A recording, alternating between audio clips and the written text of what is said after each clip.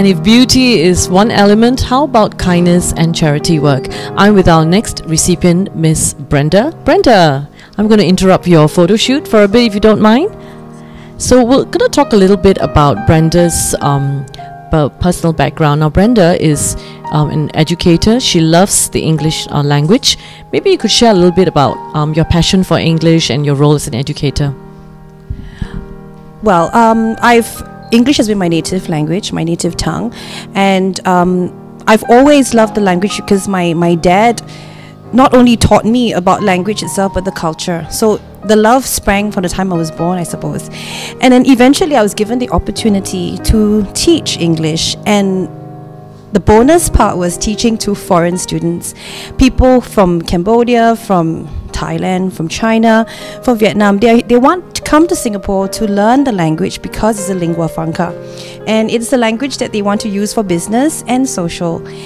What I love most about teaching English is it's not just about the grammar, the vocabulary and the lexical. It's more of the culture, how to use the language for communication, how to use the language to do business and eventually make a lot of friends and do charity work as well. Wonderful. And talking about charity work, I understand that you've got an excellent project called Project Rise. Could you talk to us a little bit about what the project entails and what was the inspiration for you to launch Project Rise? Well, as an educator myself, imparting knowledge, nurturing the young has always been something that's very close to my heart.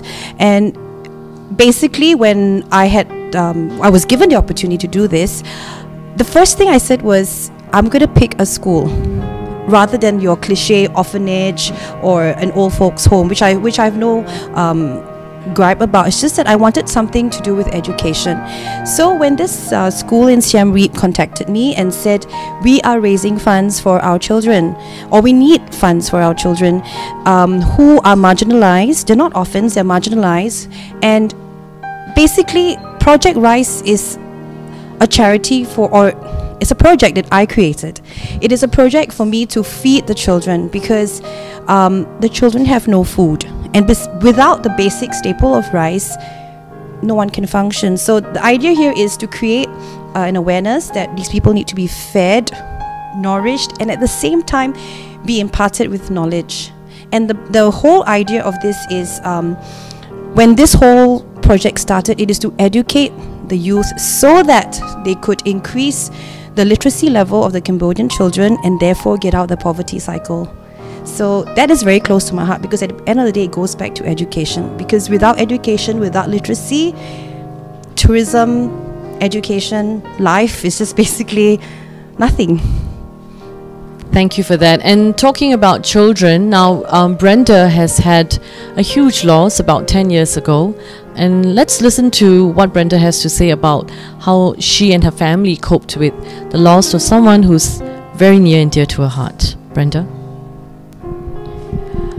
Well, firstly, I'd like to thank you for allowing me to talk about something that's a taboo subject, especially in traditional Singapore.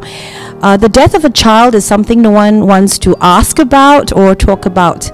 Now, 10 years ago, when I was expecting our first child, everyone was anticipating the arrival of our baby. Unfortunately, at 5.5 months, he was diagnosed with a very rare genetic disease called trisomy 18. His survival rate was almost zero, and the doctors had advised us to abort the child immediately. But of course, me and my husband being very devout Catholics and having very strong faith in God, I think our first reaction was anger. We were very angry at the twist fate of God. Like, what was he doing? Was he trying to play a trick on me after more than 6 years of marriage? Anyway, we left it in the hands of the Lord and decided, okay, we'll just let nature take its course. Now, what happened was 2 weeks later, I went into labor and Troy Stephen, our son, was born. But he lived for a couple of minutes. My husband was able to baptize him in the name of Jesus. And unfortunately for me, I didn't have a chance to meet him because I was in physical pain. And, well, I think the loss didn't come until 1 year later, When I had to leave the hospital without a baby, it was the most painful experience of my life, and for any other woman for that matter. Because when you leave the hospital, your body has delivered a child. So which means you would, as a mother, you will experience anything that a mother would experience after the birth of a child. So of course, I had to try to breastfeed a baby, but there was no baby to feed, and of course I had to go through confinement as well with a confinement nanny. She helped me to get over this physical pain. It took me 6 months for my body to heal when I finally accepted the fact that okay, there was no physical baby. So after that loss, I became very jealous. Jealousy engulfed me. I hated being around babies. I hated being around families who had young children. So I became very bitter. I became very frustrated, and the hatred just, I think it hurt really badly to the point that it affected my marriage, and it hit rock bottom.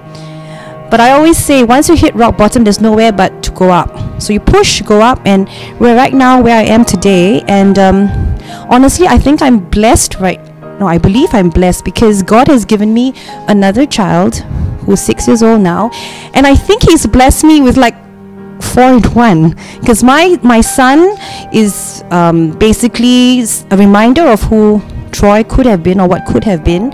And my message to mothers is because of Troy's imperfection, so to speak, physical imperfection, it has enabled me to see that life is not about getting 100% for a particular grade. It doesn't mean you have to be the most good-looking person. It doesn't mean that you have to be the best in your class or the best in a school. To me, Troy has taught me one thing, that perfection is just basically the better of what you were before. So you only compete with yourself. So he's allowed. Troy has taught me this, that there is no such thing as imperfection, that everybody is perfect in their own way. Yeah, so I guess that would be what and because of this lesson, when I go out and meet my students, when parents come to me and say, oh, my child's not getting 100%, and I tell them it's okay, he got 49 before, he's got 52 now, that's an improvement in itself. So I use this opportunity to teach other parents that it's not about being the best in the class, but being the best with yourself. And she certainly brings out the best in all of us with that answer. Thank you, Brenda.